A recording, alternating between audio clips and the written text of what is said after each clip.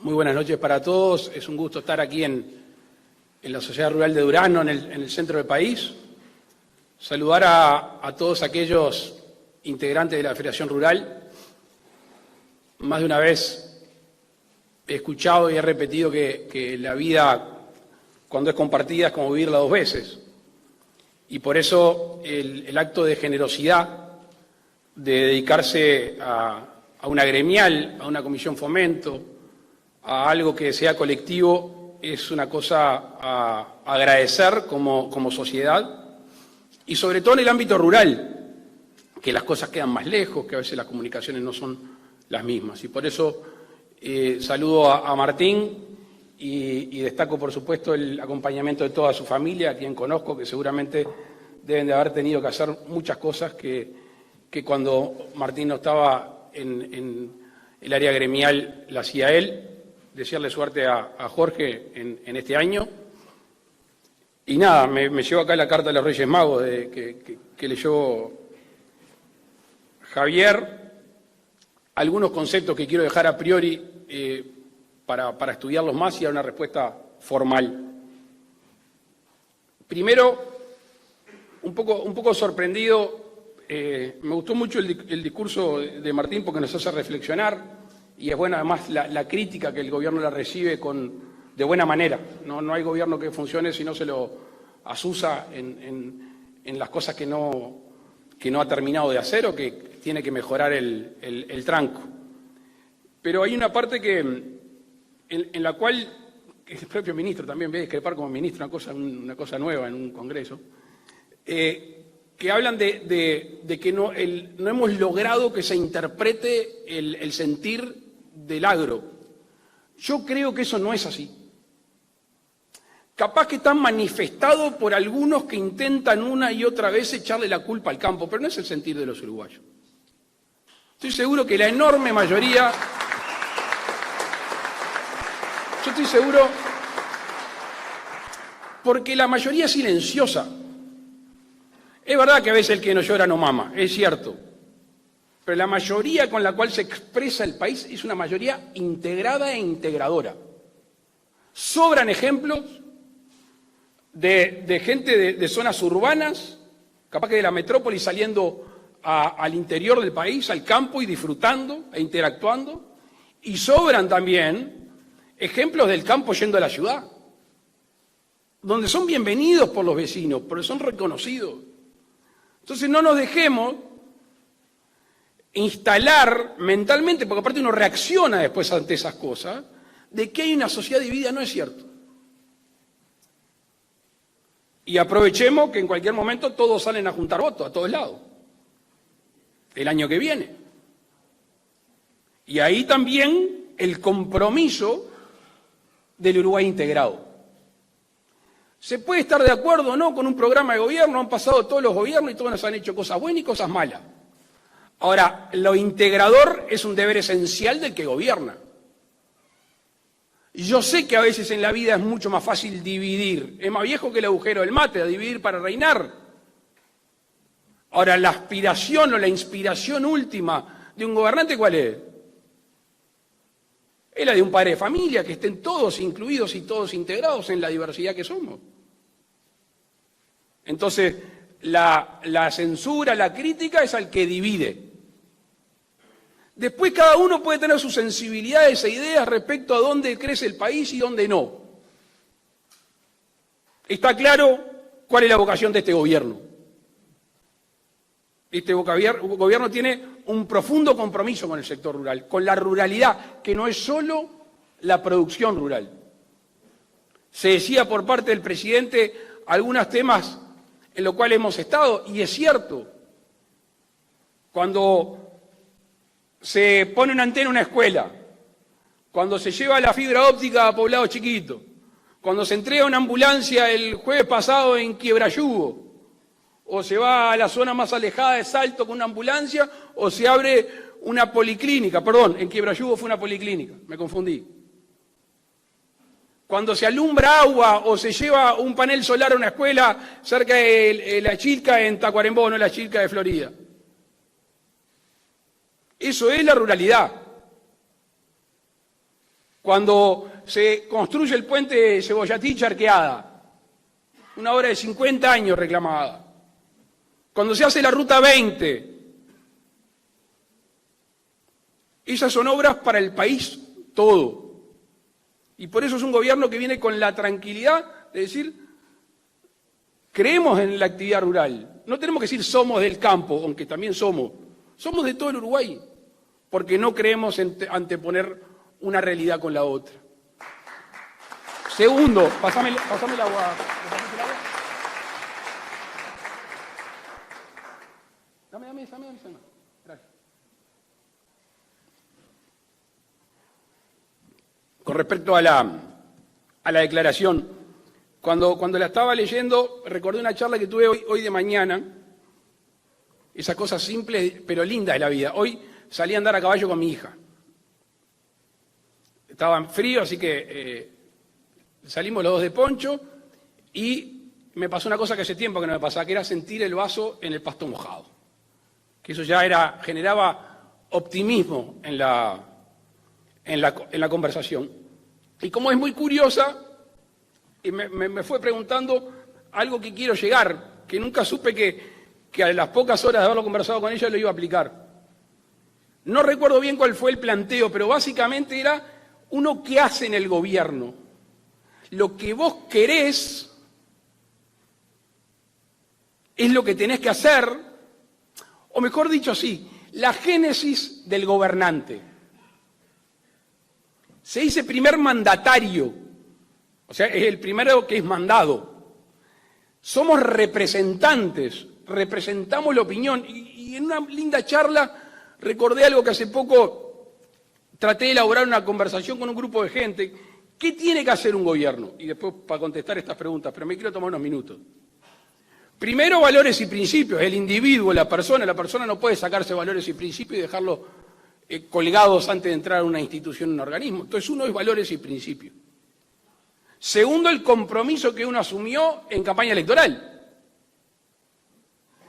que es lo que uno escribió. En nuestro caso, el último compromiso, 5 partidos, compromiso por el país. Yo anduve por todo el país con un librito que era el compromiso por el país. Y tercero, y quizá lo más complejo de todo, es la representación de todos, o mejor dicho, la mayor cantidad de ciudadanos que se sientan representados por el gobierno. Fíjese qué difícil conjugar esos 3 círculos concéntricos.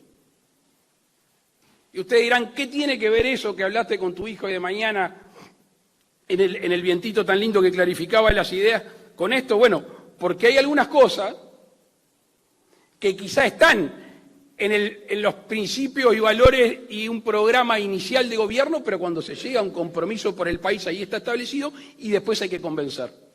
Y por eso cuando se nos habla de una política de Estado con respecto al agua, naturalmente, esto es una frase que Nacho me dijo hace muchos años y la repito, estoy quedando viejo. Nacho me dice, el día que el ser humano aproveche el crecimiento, las oportunidades para el crecimiento va a ser exponencial. Muchas veces el ser humano tiene que golpearse y de las crisis que encuentra el esfuerzo y las oportunidades de crecimiento. Entonces, ahora que estamos en procesos de sequía y de cambio climático, no pensemos solo en una política con respecto al agua, como fue la política forestal del 87, que yo creo que tenemos que ir solo en términos de sequía. Pensemos que exponencialmente podemos poner un país arriba del otro en lo que hace la explotación rural si tenemos riego masivo. Y hay experiencias, políticas de Estado, Prenader, la ley de riego, la regulación hídrica que estamos trabajando en Rocha y que hace falta potenciarla. Creo que el próximo desafío, como en el 87 fue la política forestal, ahí tiene que estar la ley de riego. Insisto, no solo por un tema de sequía, por un tema de aumentar y multiplicar la producción en el mismo territorio. Y acá viene lo que me hizo acordar a la vuelta que di con mi hija hoy, que es seguir impulsando reformas. Yo creo que este gobierno es un gobierno con coraje, la verdad. Que argumentos para no hacer determinadas reformas sobraban. ¿No? ¿Cuántos de mano a mano, por suerte que conozco a muchos acá, me dijeron, che, la reforma de la seguridad social?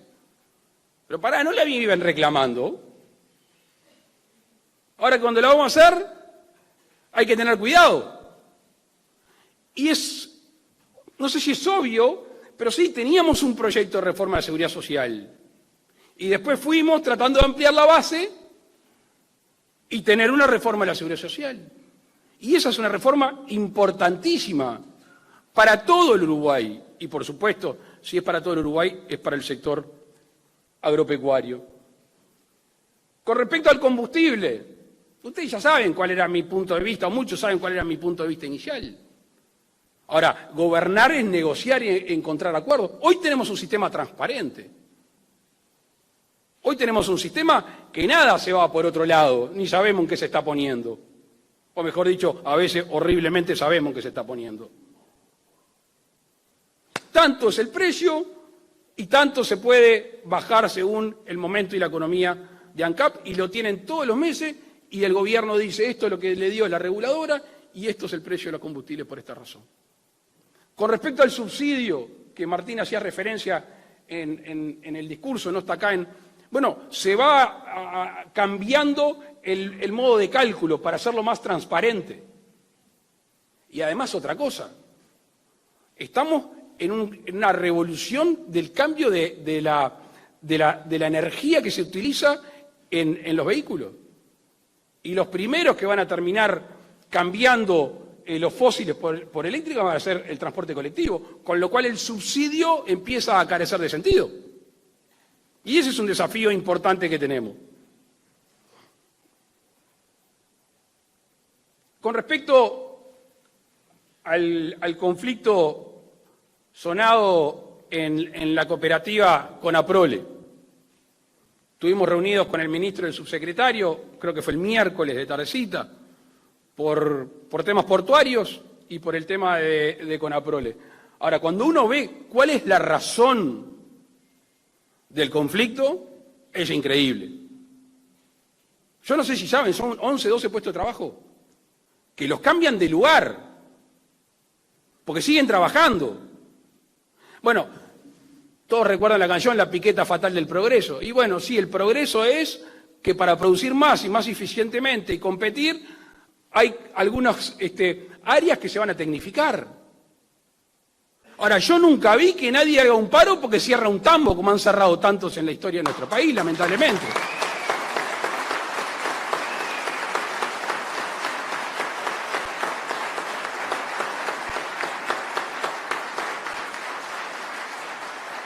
Con lo cual, una industria emblemática en nuestro país, donde el tambero depende del obrero de la industria, y ni que hablar que el obrero de la industria, el trabajador de la industria depende del tambero, deberíamos encontrar mecanismos de solución, porque la verdad que da pena, algo que es orgullo de todos los uruguayos, ver cómo estos mecanismos hacen, ¿saben qué? Tiene un factor económico, pero no me digan que no tiene un factor psicológico. Yo me imagino un remitente de Conaprole de cualquier rincón del país, viendo que no le dejan entrar los camiones, viendo que no... Es desestimulante, ¿no? O sea, en la producción agropecuaria es sacrificada toda, como el tambo poca, ¿no? Porque la vaca hay que ordeñarla, y la vaca hay que ordeñarla en invierno y en verano, y no sé qué es peor. Y el gobierno ha actuado con respecto a la protección del gremialismo. ¿Por qué? Porque cuando nosotros en la LUC establecimos el tema de las ocupaciones, el tema de los piquetes, era justamente la convivencia de la huelga, la convivencia de la gente que tiene disconformidad y lo tiene que hacer saber, y al mismo tiempo la convivencia del que quiere trabajar porque no está de acuerdo con esa huelga o con esas reivindicaciones. Lo mismo con los piquetes. Y lo mismo, para hacer más transparente el sistema, la ley de personalidad jurídica sindical que aprobó el Parlamento.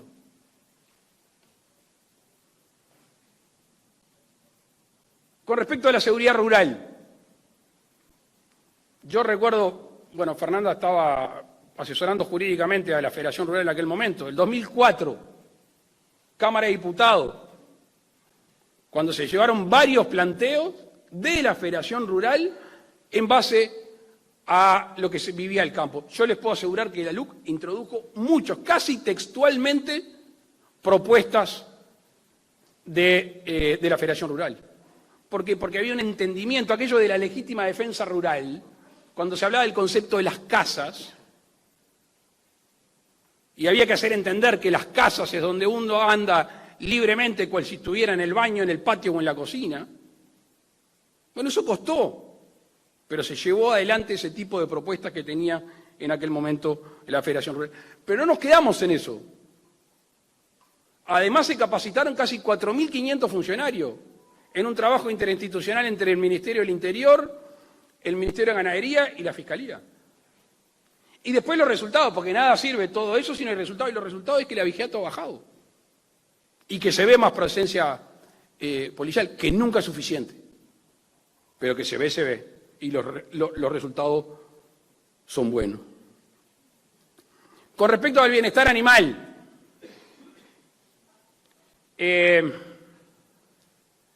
antes no tenían miembro los rurales, ¿no?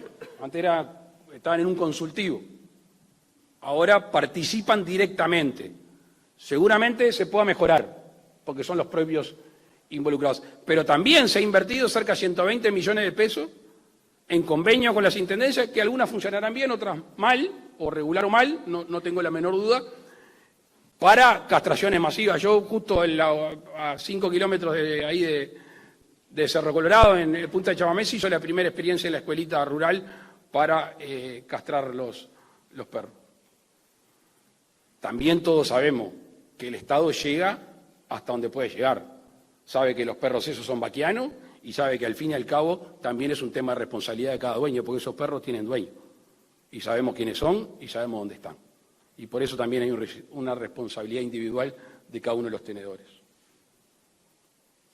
Con respecto a la bichera, el 6 de febrero del 2019, a las 10 de la mañana, en la Plaza de la Paloma Durazno, Juan Martín Olivera se me arrimó y me dijo: tienen que tratar el tema de la bichera. Y fue tan efusivo, incisivo, que empezamos a estudiarlo, y después de idas y vueltas estuvimos con la Federación, estuvimos con la ARU, que andan acá representantes, no nos poníamos de acuerdo en la financiación. De hecho, estuvimos estudiando 2 sistemas distintos, hasta que llegó un momento, y como tiene que hacer cualquier gobierno, dice: bueno, vamos a hacerlo, porque si no se nos pasan el tiempo y no lo vamos a hacer. Y estamos en el último paso, que es la suelta de mosca este año. Y yo creo que si todo sale bien, que si no tenemos invasión de los demás países, o se hace bien el cinturón, se controla bien, yo creo que va a haber un antes y un después en esto que genera tanto trabajo, tanto desgaste, tanto horas de dedicarle, y además tanto perjuicio económico para la gente que todavía se dedica a esta actividad.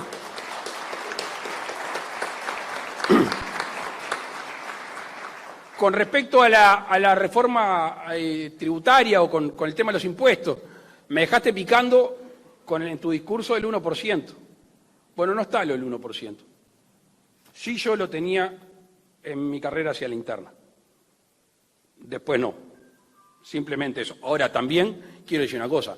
Hace muchos años que la sociedad no se beneficiaba de baja de impuestos. Nos criticaron la baja de 150 millones de dólares de impuestos. Muchos de los cuales... No, en serio. Para mí parece de Ripley que critiquen baja de impuestos.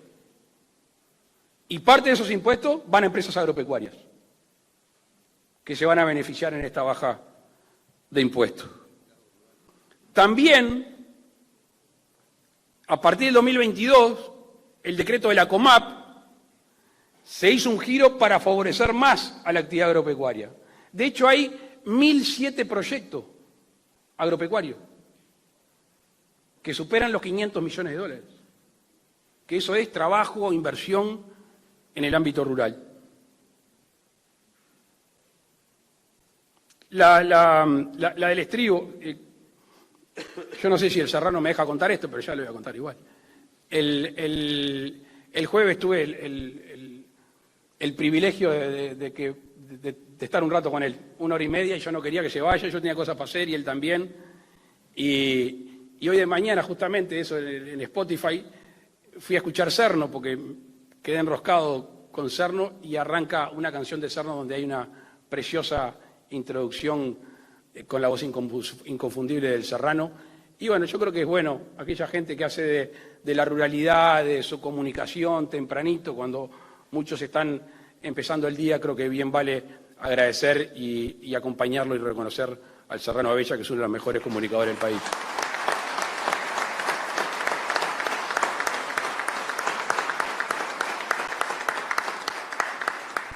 Y lo último, Javier, cuando saludan a las autoridades por estar acá, no hablé con Pablo Mieres, no hablé con Javier García, obviamente Fernando iba a venir, hay gente de todos los partidos políticos, y senadores, diputados, directores de entes. Yo creo que es nuestra tarea estar acá. Yo vine de diputado, vine a los congresos, trato de venir a todos los congresos, pero también voy a la herradura. De presidente no me podía borrar. Buenas noches y muchas gracias.